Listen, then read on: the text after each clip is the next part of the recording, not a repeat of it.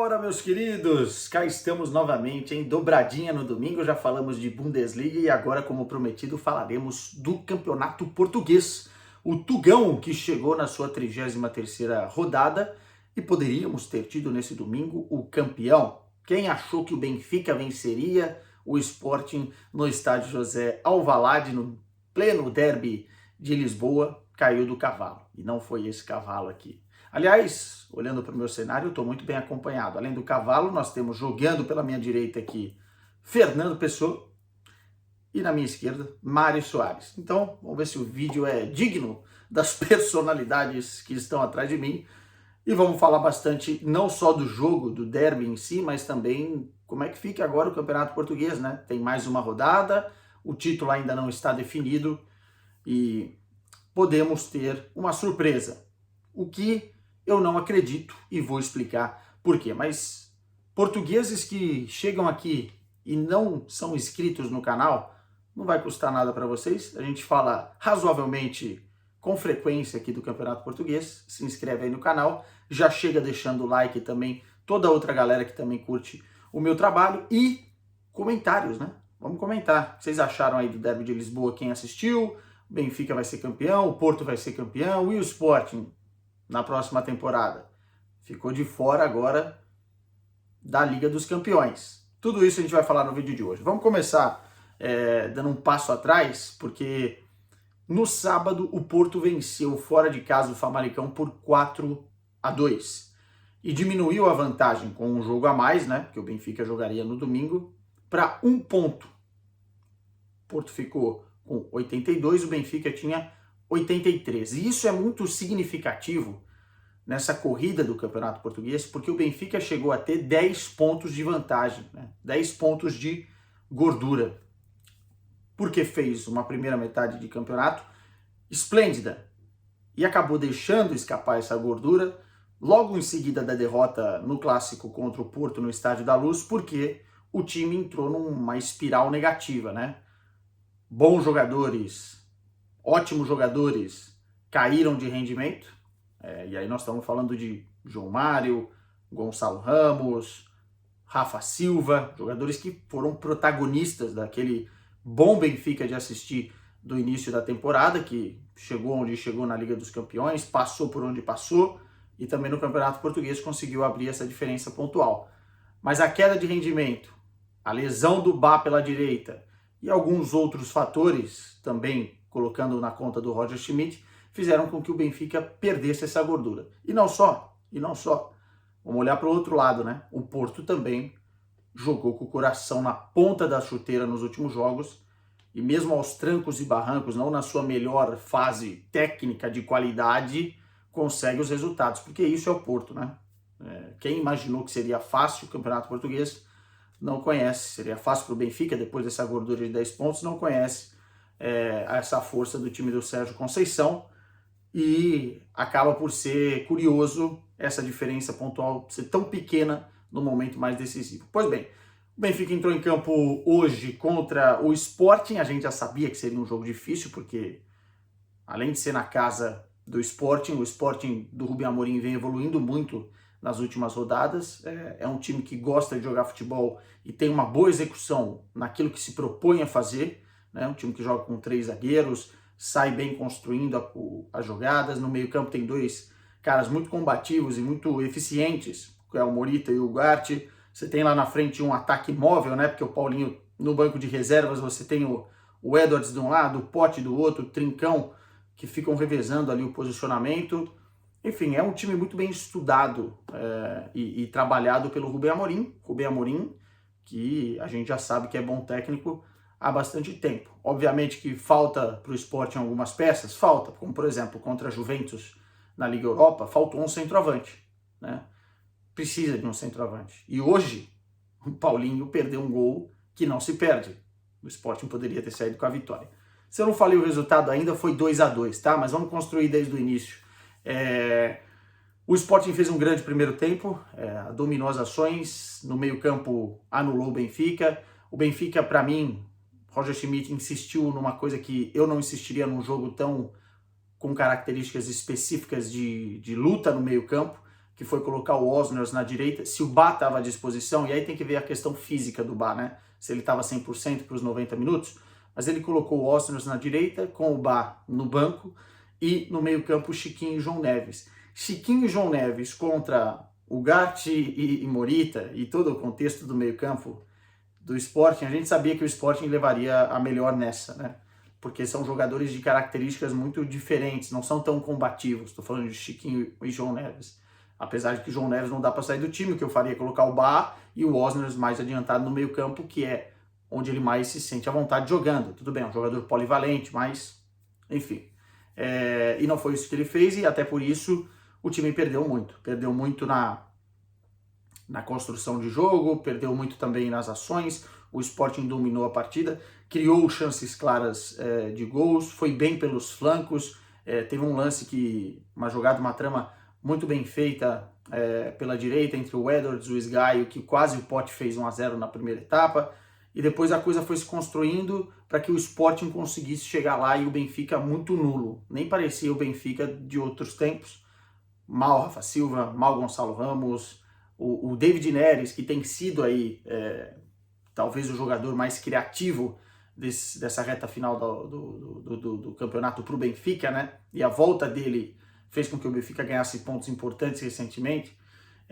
Não foi bem também, não estava num dia inspiradíssimo, até porque tudo funcionou muito bem para o Sporting nessa primeira etapa. E aí o Sporting fez 1-0 aos 39 minutos, se eu não estou enganado, com o Trincão, uma falha do Antônio Silva, que tentou cortar a bola, não cortou, um chute a queima-roupa contra o Vlaco Dimos, ele espalma a bola para o meio da área, o próprio Trincão aproveita o rebote e faz 1-0.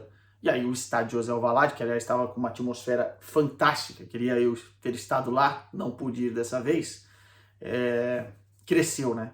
E no abafa ali, logo na sequência, acho que aos 44 ou 45 minutos, o Diamonté fez o segundo gol, né? O zagueirão fez um gol de cabeça, acho que o Pote que bateu o escanteio, e ele fez o 2-0, subiu mais alto que a defesa do Benfica, que também não foi bem hoje. O Otamendi, apesar de ter se entregado muito, muito coração, né? Mas às vezes as execuções erradas, enfim, e o 2-0. Virou no primeiro tempo 2-0.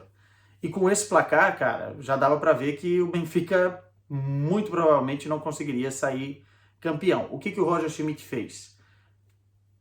Colocou o Bá no lugar do João Mário, aliás, mais um jogo abaixo do João Mário. O João Mário era a balança do Benfica no início dessa temporada. Se você pegar os números do João Mário na temporada, você vai entender o que eu estou falando.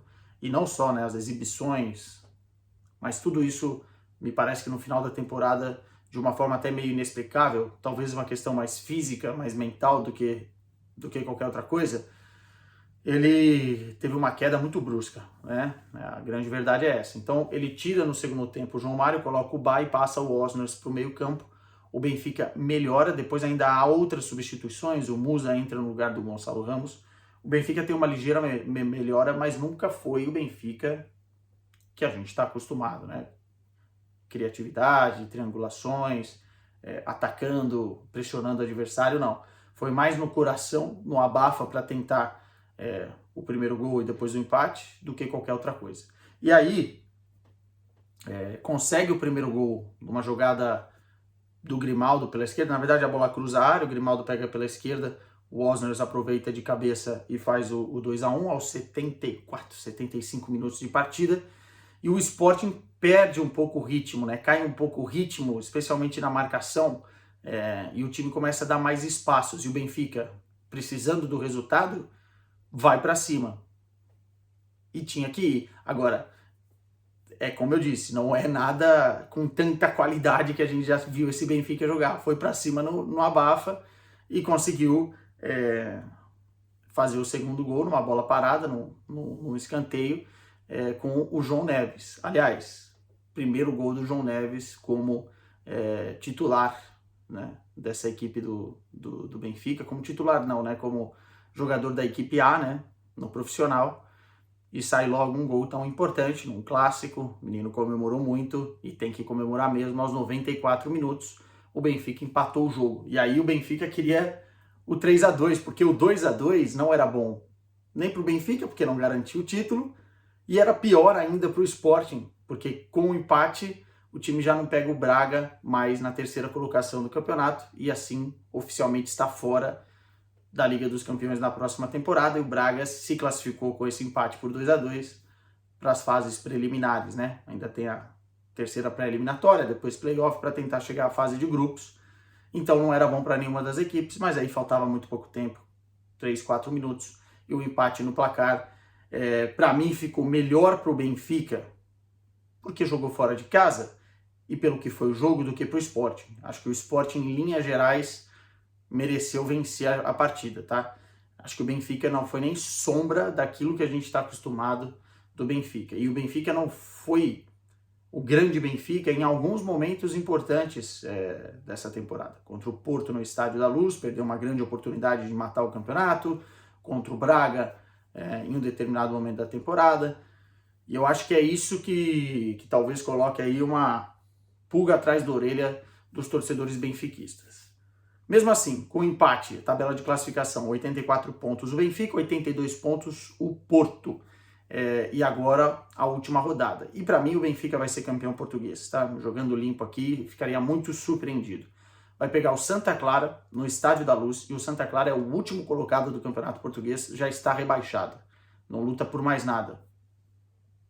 E o Benfica precisando ganhar diante de um Estádio da Luz lotado, dificilmente vai deixar escapar esse título. Se o Benfica empatar, chega aos 85 pontos, o Porto só pode fazer também 85, mas no critério de desempate, que vai ser acionado, é o terceiro, porque no confronto direto os dois venceram por uma diferença mínima de gols, né? Então eles empataram nesse duelo, empataram em pontos, empataram no confronto direto.